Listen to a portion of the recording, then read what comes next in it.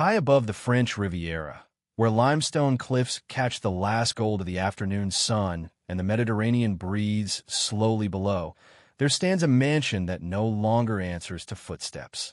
Its iron gates do not creak open anymore. Its windows no longer glow at dusk. Ivy climbs where voices once lingered, and silence has replaced the presence of a man who once filled rooms without raising his voice. This house is not abandoned in the ordinary sense. It is abandoned by time, and that difference matters, because this was not just any home. This was where Sean Connery, the first James Bond, the man who redefined masculinity for an entire century, chose to disappear from the world long before the world was ready to let him go. There is something unsettling about places like this, not because they're empty, but because they remember. The mansion still faces the sea with the same unwavering patience, as if waiting for its owner to return from a walk that never ended.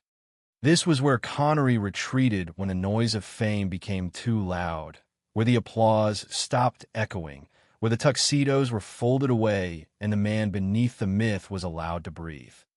To understand why this house now feels like a sealed chapter, you have to understand what it meant for him to choose it in the first place. Connery did not run from the spotlight in panic. He walked away from it deliberately, with the same controlled confidence that once defined his most famous roles.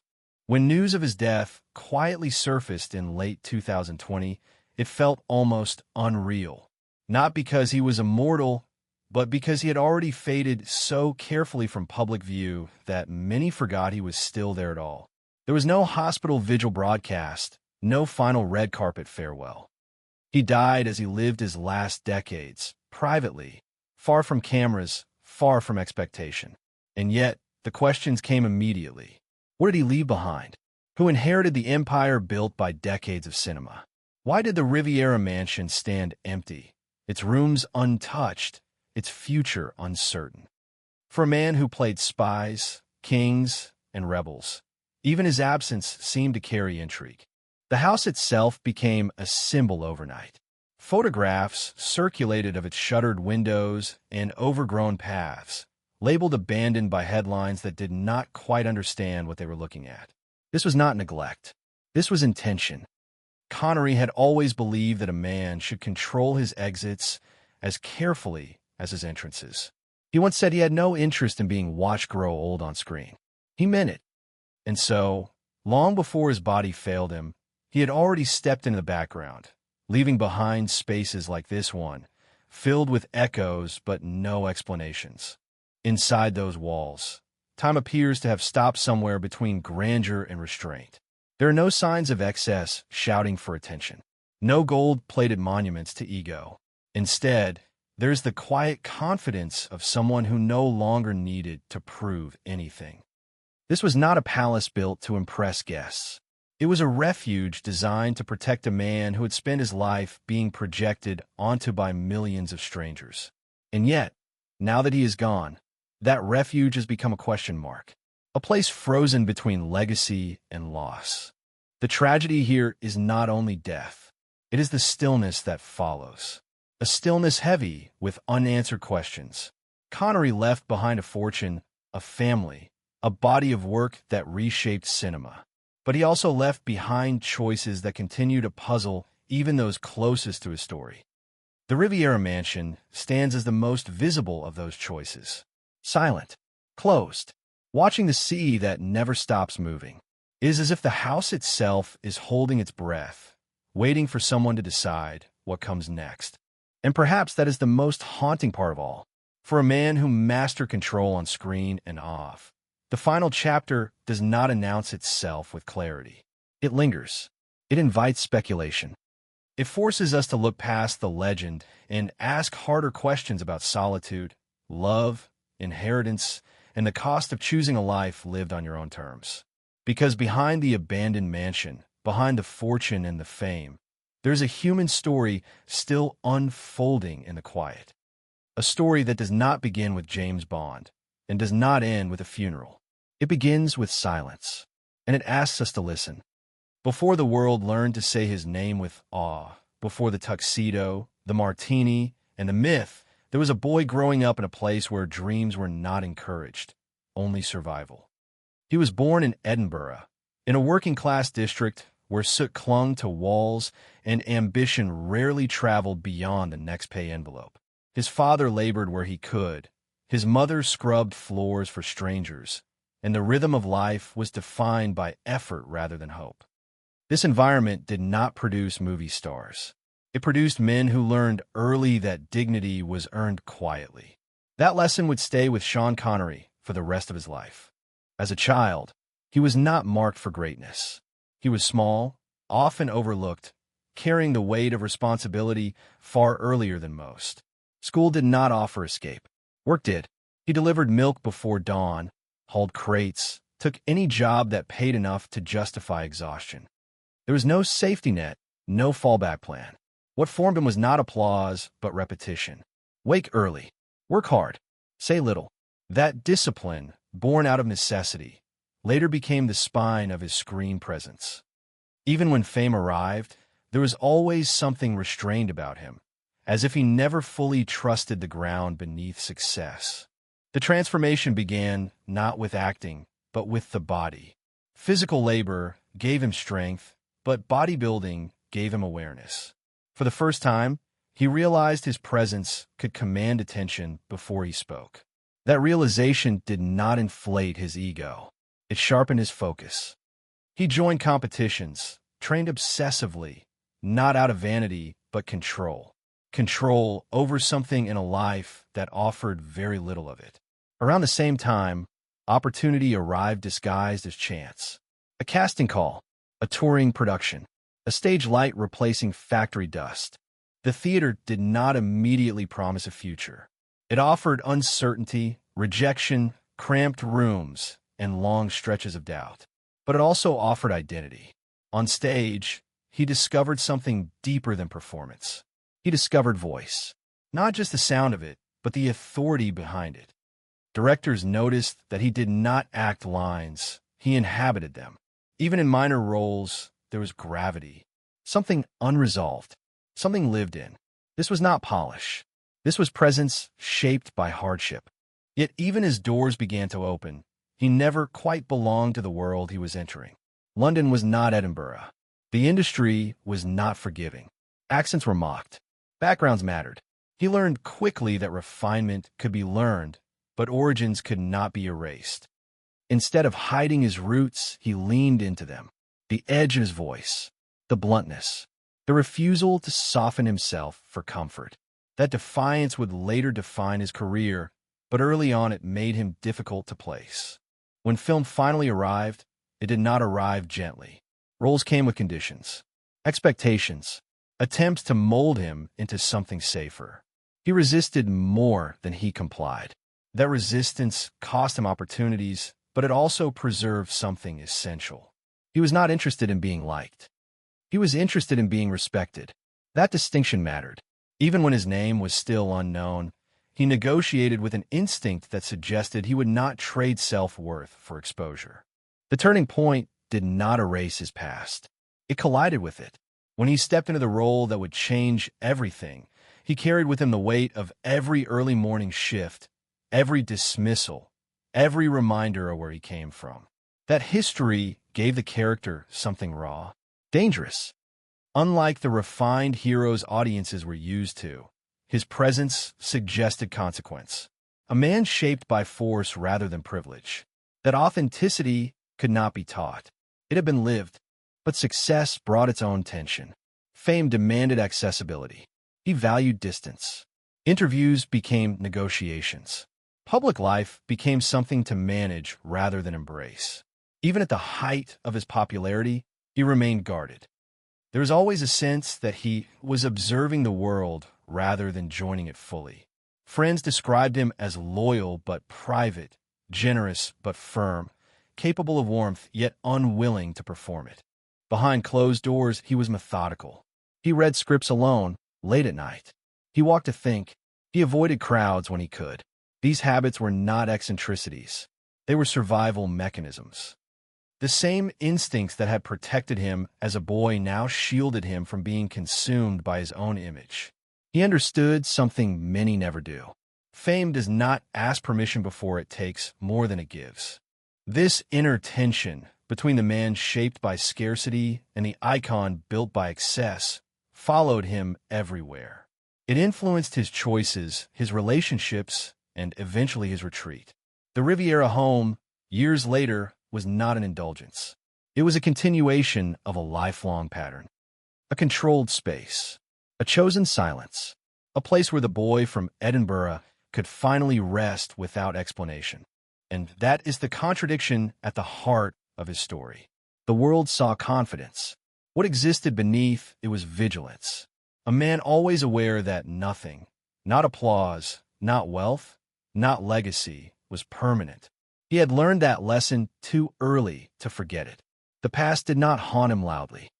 It guided him quietly, and it would shape every decision that followed, including the ones that would eventually lead him away from the world entirely.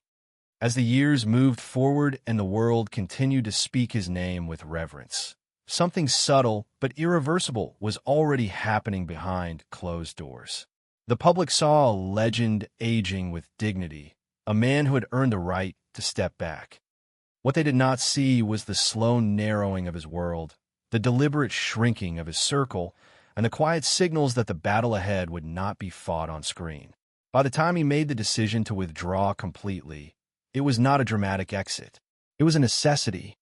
A necessity, for him, had always been the most honest reason to act. Those closest to him noticed the changes long before the headlines did. Conversations became shorter. Repetition crept into moments that once flowed effortlessly. He began to retreat not only from Hollywood, but from situations that demanded quick recall, sharp wit, constant engagement. For a man whose authority had once been rooted in precision and control, this erosion was deeply unsettling. He did not speak publicly about it. He did not invite sympathy. Instead, he tightened his boundaries and leaned more heavily on routine, silence, and familiarity. The world interpreted this as choice. In truth, it was also protection. The decision to remain almost permanently out of sight was not driven by bitterness, despite what some speculated. It was driven by fear of exposure, not the exposure of scandal, but of vulnerability. He had spent a lifetime embodying strength. The idea of being seen when that strength began to falter was unacceptable to him. Friends were filtered. Invitations declined. Even long-standing professional relationships faded, not out of conflict, but out of necessity. He was preserving something essential. The version of himself he wanted remembered. Inside his private spaces, especially in his later homes, time took on a different texture. Days were slower. Familiar objects became anchors. The sea outside the windows offered consistency when memory could not. The mansion overlooking the Riviera, once a place of quiet pride, became a kind of buffer zone between him and the world. It was there that the contrast became most pronounced. Outside, history moved forward. Inside, life narrowed to what could be controlled. Meals, walks, rest, silence. As his health declined, responsibility shifted almost entirely onto the shoulders of the woman who had chosen to share his life long before fame lost its shine. She became not only his partner, but his shield. She managed access. She corrected assumptions. She absorbed the strain without broadcasting it. To outsiders, the marriage looked serene. To those who understood the reality, it was a daily act of endurance and loyalty. Love, in its least glamorous form, became the foundation of his final years. The illness did not arrive suddenly. It unfolded gradually, erasing small details first. Names, sequences, then larger pieces, context, orientation. The man who once commanded entire sets with a glance now required guidance through routines he had once mastered instinctively. That reversal was not something he could accept easily. There were moments of frustration, flashes of anger, followed by long stretches of quiet resignation. He was not afraid of death. He was afraid of losing himself before it arrived. As the outside world speculated about his absence, the machinery of legacy began moving without him. Estates were discussed, properties evaluated, figures circulated. The Riviera mansion, so closely associated with his retreat, became a focal point of curiosity. Why did it stand untouched? Why was it not immediately passed on or publicly claimed? The answer lay not in mystery, but in complexity. Decisions made late in life are rarely simple, especially when clarity itself becomes unreliable. Family dynamics, always kept discreet, grew more delicate. Conversations about inheritance, responsibility, and future stewardship were filtered through layers of caution. No one wanted to rush him. No one wanted to fracture what little stability remained. And so, much was left unresolved, suspended between intention and inevitability. The house remained quiet not because it was forgotten, but because no one was ready to decide its fate while he was still alive in body, even as parts of him were already slipping away. When the end finally came, it arrived as he had lived his final chapter, without spectacle. He passed in his sleep, far from the Riviera, far from public spaces, surrounded by familiarity rather than ceremony. The announcement felt understated, almost restrained, as if even death respected his preference for privacy. The world reacted with shock, not because he had died, but because he had done so without warning. There had been no countdown, no farewell tour, no final interview to package his thoughts neatly for consumption. Only afterward did the questions intensify. What happens to the places he left behind? Who becomes the custodian of a legacy built on both strength and withdrawal? Why does the mansion still feel like a pause rather than a conclusion? In death, as in life, he resisted easy narratives. There was no single heir to his identity, no clear transfer of meaning. What remained were spaces, stories, and the quiet recognition that some lives do not resolve cleanly. The tragedy in this chapter is not defined by scandal or sudden loss.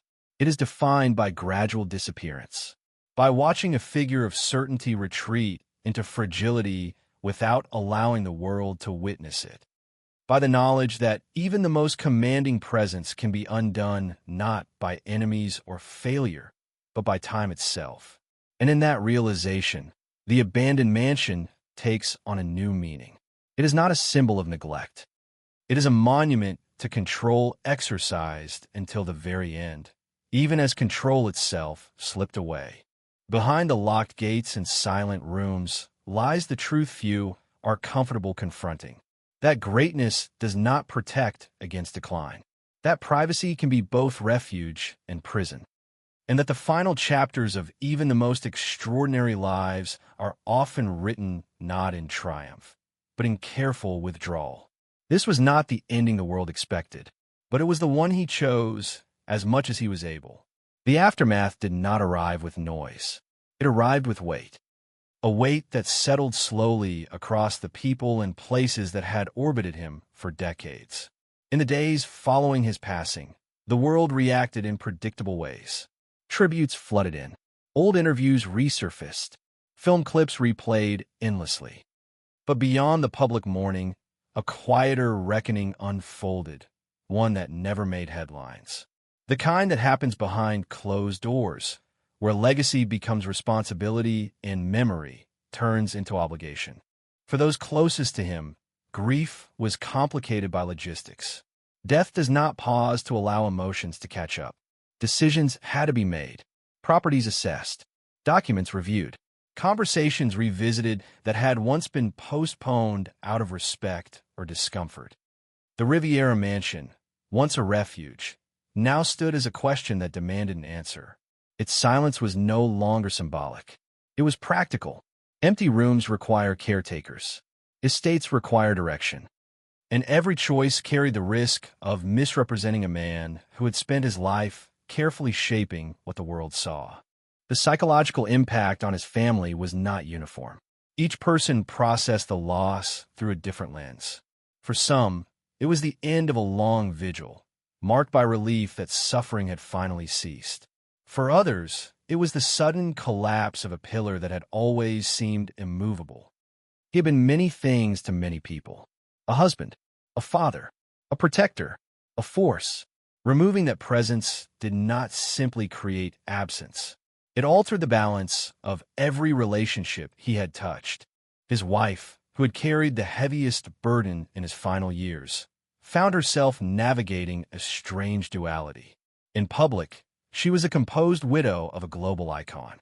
In private, she was a woman relearning silence without companionship.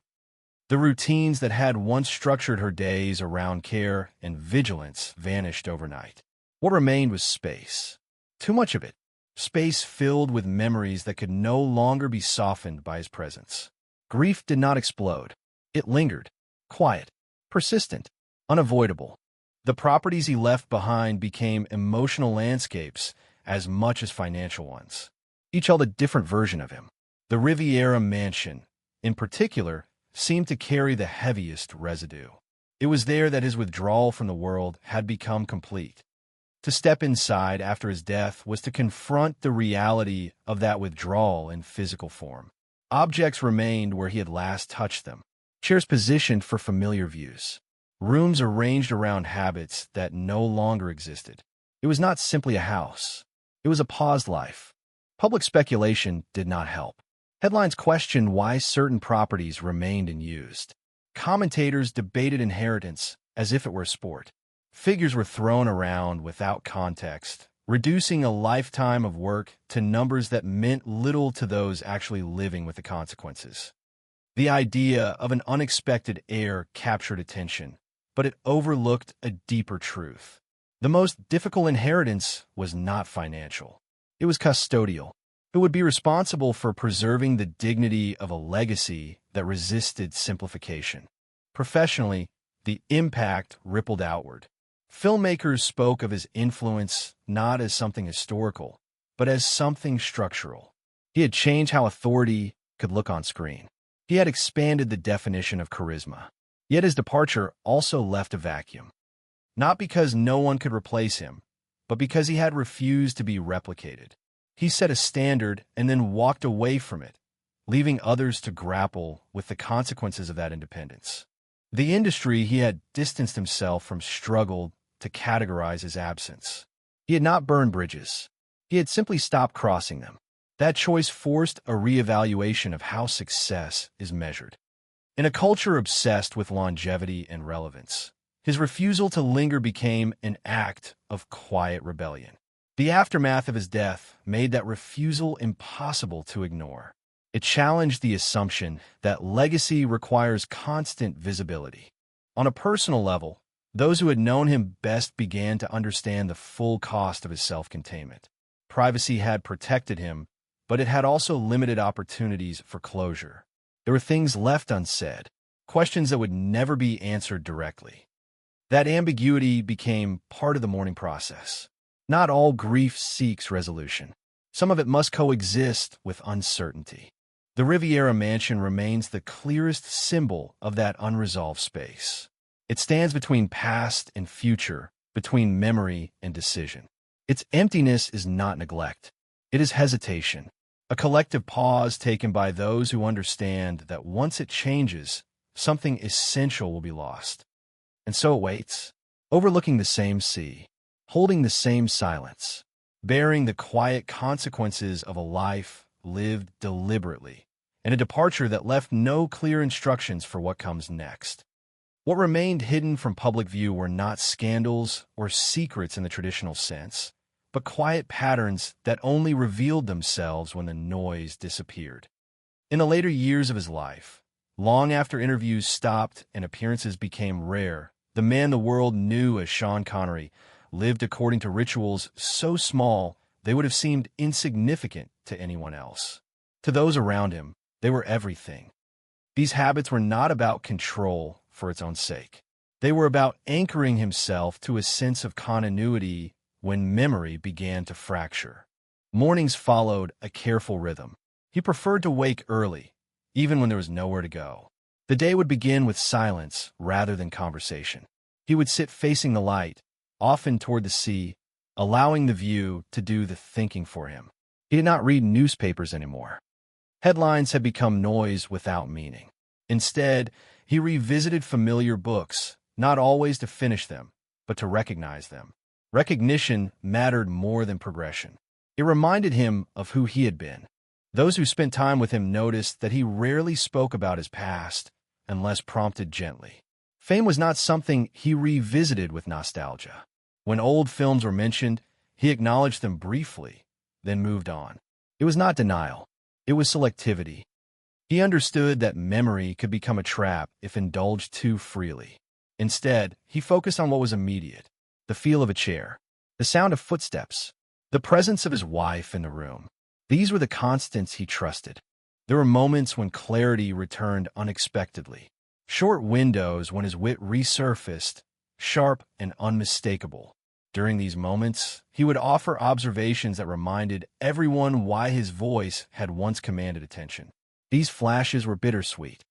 They proved that the man was still there, just temporarily obscured. Afterward, the silence returned, deeper than before. Those around him learned not to chase these moments. They learned to accept them as gifts, not promises. One of the least discussed aspects of his later years was how protective he remained of others, even as he became vulnerable himself. He disliked being seen as fragile. If visitors expressed concern too openly, he would change the subject or withdraw entirely. This was not pride in the superficial sense. It was dignity. He did not want his condition to become the lens through which he was perceived. He had spent a lifetime defining himself on his own terms. He was not about to surrender that definition easily. Behind this restraint was an unspoken agreement between him and those closest to him. They would not expose what did not need to be exposed. There were no cameras documenting decline, no carefully framed narratives of courage in illness. That choice was deliberate. He believed that some truths lose their meaning once they are shared too widely. His life had been public enough. The ending belonged to him. There were also moments of quiet humor that survived everything. He would occasionally make comments that caught people off guard, dry observations delivered without emphasis. These moments reassured those around him that his essence had not vanished, even if his abilities had shifted. Humor became a bridge, connecting the man he was to the man he had been. It required no memory of lines or achievements. It required only instinct. The people who cared for him learned that love, in this stage of life, did not look dramatic. It looked repetitive. It looked patient. It meant answering the same question without irritation. It meant allowing long pauses without filling them.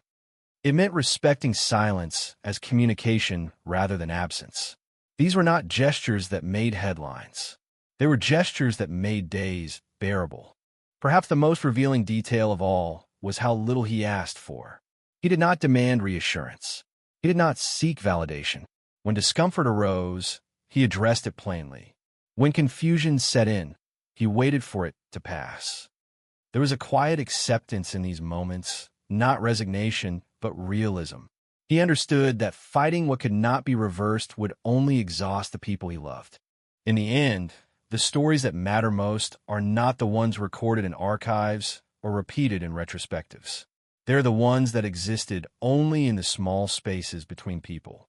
The shared glances, the routines maintained out of respect. The silence held not because there was nothing to say, but because words were no longer necessary. These were the stories he left behind quietly, without instruction, trusting that those who lived them would remember. When the noise finally receded and the story settled into distance, what remained was not a list of films or awards, but a set of questions that refused to disappear. What does it mean to live well when greatness is no longer measured by visibility? What does a man leave behind when he chooses restraint over applause? The legacy of Sean Connery does not offer simple answers, and that is precisely why it endures.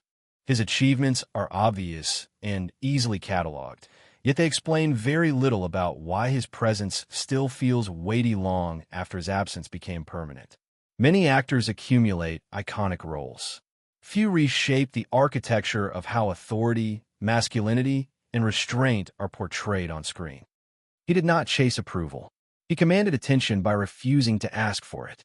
That refusal became a form of power, one that challenged an industry built on constant exposure. Yet legacy is not built solely through dominance. It is built through choices.